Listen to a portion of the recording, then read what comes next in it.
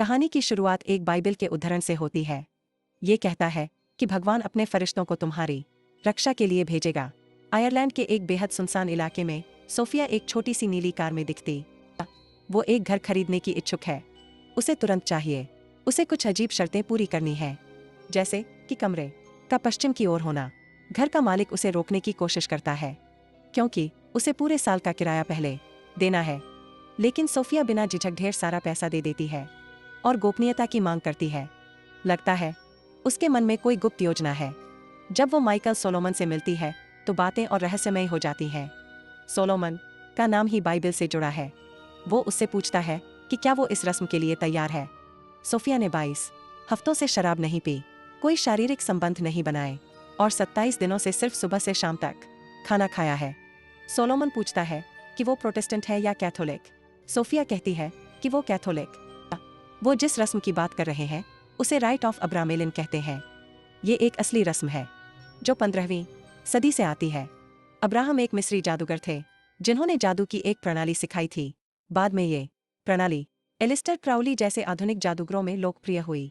Solomon उसे चेतावनी देता है कि ये रस्म बहुत खतरनाक है। उसने इसे 3 बार किया, लेकिन सिर्फ एक बार सफल हुआ। वो पूछता है कि वो ये क्यों करना चाहती है। सोफिया कहती है कि ये प्यार के लिए है। वो किसी से प्यार करती है जो अब उससे प्यार नहीं करता। लेकिन सोलोमन को उसका मकसद सही नहीं लगता। वो उसे ताना मारता है कि इस रस्म को प्यार के लिए इस्तेमाल करना ऐसा है जैसे किसी बड़े चित्रकार से केक सजाने को कहना।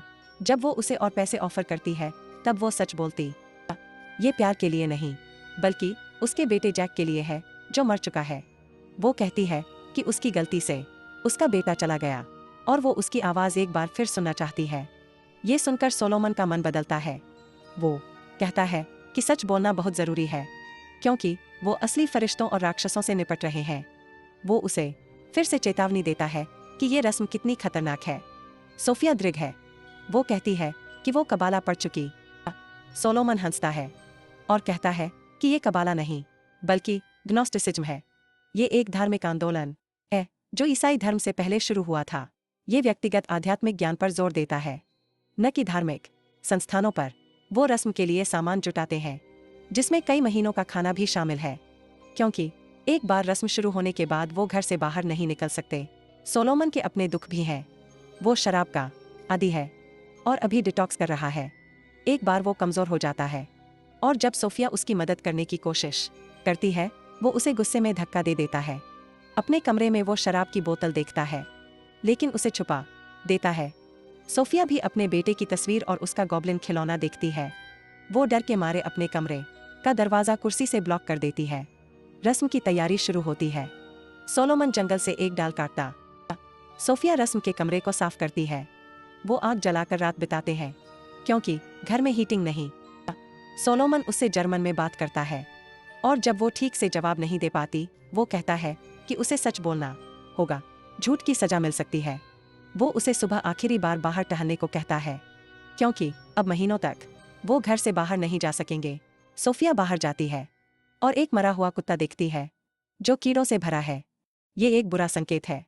सोलोमन घर के चारों ओर नमक की रेखा बनाता है, जो एक अलौकिक सील है।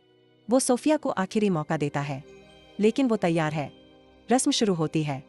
सोलोमन सुबह उसे पानी के बाल्टी से जगाता है और सख्ती से उसे नीचे बुलाता है।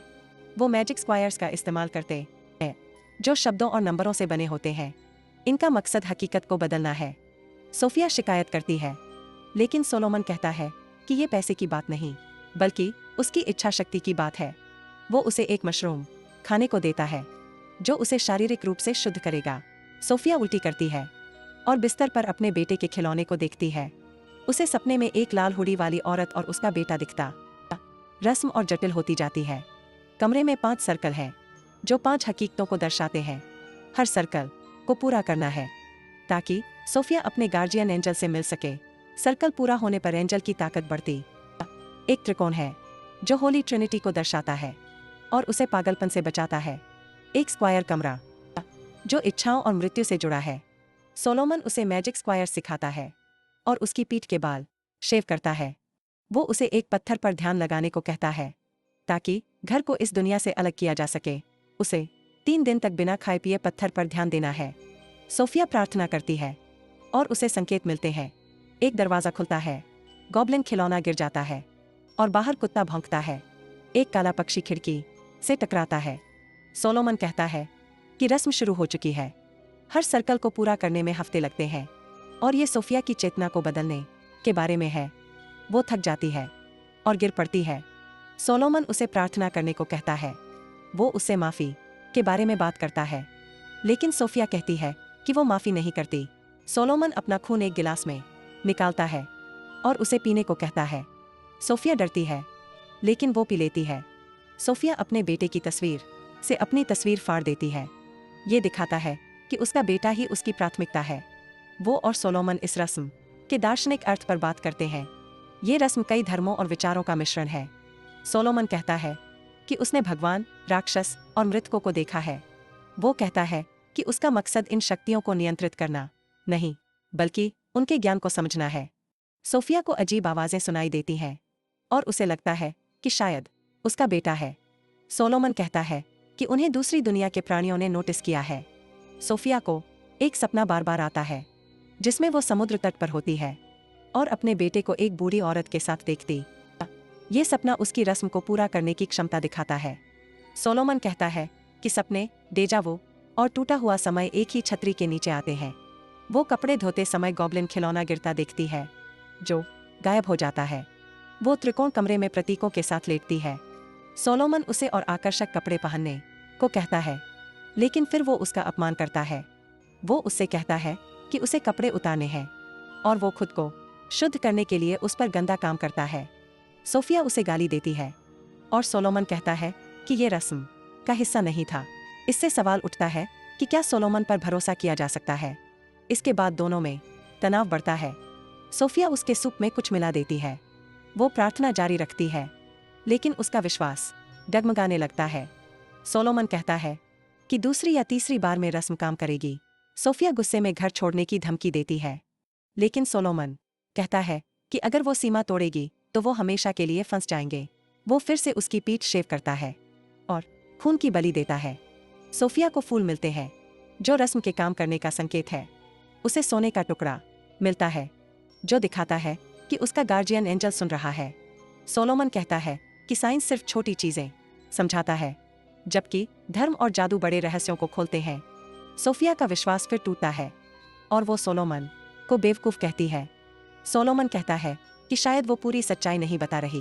वो गुस्से में उसे टेबल पर दबाता है और कहता है कि उसका असली मकसद अपने बेटे से बात करना नहीं, बल्कि बदला लेना है।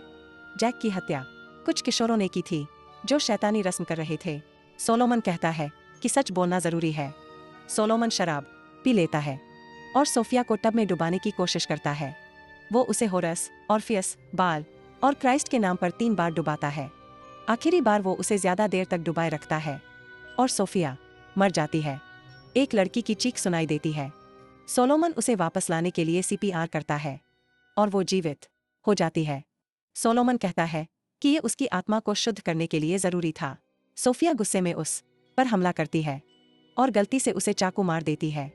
सोलोमन कहता है कि ये रस्म का हिस्सा है। उसे सजा मिली क्योंकि उसने सोफिया को नुकसान पहुंचाया। वो उसे चाकू निकालने और घाव साफ करने को कहता है। सोफिया बताती है कि जैक को डे केयर से लिया गया था, लेकिन उसका शव कभी नहीं मिला। सोलोमन कहता है कि वो अदृश्य होना चाहता है, दुनिया से दूर चुपके से जीना चाहता है। वो रात में बच्चे के रोने की आवाज़ सुनती है और दरवाजे का हैंडल हिलता देखती है। वो त्रिकोण कमरे में खून के निशान देखती है। सोलोमन कहता है कि जैसे जैसे रस्म आगे बढ़ेगी, अलौकिक गतिविधियां बढ़ेंगी। वो पूछती है कि जैक के हत्यारों का क्या होगा। सोलोमन कहता है कि वो भयानक मौत मरेंगे और हमेशा के लिए नरक में जाएंगे। सोलोमन की हालत बिगड़ती जाती है। बिजली चली जाती है और वो कहता है कि मोमबत्तियों से काम चलेगा। सोफिया अपने बेटे की आवाज़ सुनती है, जो उसे बुलाता है, लेकिन वो जानती है कि ये जैक नहीं, बल्कि एक राक्षस है जो उसकी आवाज़ का इस्तेमाल कर रहा है। वो दरवाज़ा नहीं खोलती, भले ही उसे लगता है कि जैक पर हमला हो रहा है। सोलोमन कमज़ोर हो जाता है और सोफिया उसे उठाती है। वो नोट्स लिखते समय अजीब आवाज़ें सुनती है और एक जलती सिगरेट देखती है। सोलोमन की हालत और ख़राब होती है। वो अपनी बहन की याद में रोता है। सुबह वो मर जाता है और सोफिया अकेली रह जाती है। उसे और फूल मिलते हैं जो रस्म के काम करने का संकेत है। वो एक बूढ़ी औरत को जैक के साथ देखती है, जैसे उसके सपने में। अचानक कोई उसे बेहोश कर देता है। वो एक अंधेरे कमरे में जागती है जहां राक्षस उसे घेर लेते हैं। वो उसकी एक उंगली काट देते हैं। वो भागने की कोशिश करती है, लेकिन राक्षस उसे पकड़ लेते हैं। तभी एक पवित्र सफेद रोशनी कमरे में आती है। वो उसमें चलती है और सर्कल कमरे में पहुंचती है जहां एक विशाल फरिश्ता सोने का चमकता हुआ पदार्थ बरसता है। फरिश्ता उससे बात करता है और सोफिया बदले की बजाय माफी मांगती।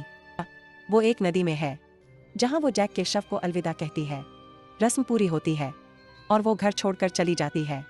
इस अनुभव ने उसे पूरी तरह बदल दिया है। रस्म ने उसे अपने बेटे के दुख को स्वीकार करने और उसे जाने देने में मदद की। वो अब अपनी आध्यात्मिकता को समझती है और अपने दुख से मुक्त हो चुकी है। तो दोस्तों, ये थी अ डार्क सॉन्ग की कहानी। आपको इसका अंत कैसा लगा? अगर आपकी कोई अलग राय है तो नीचे कमेंट में बताएं। हमारी चैनल को सब्सक्राइब करो और अगला रिकेप देखना न भूलो।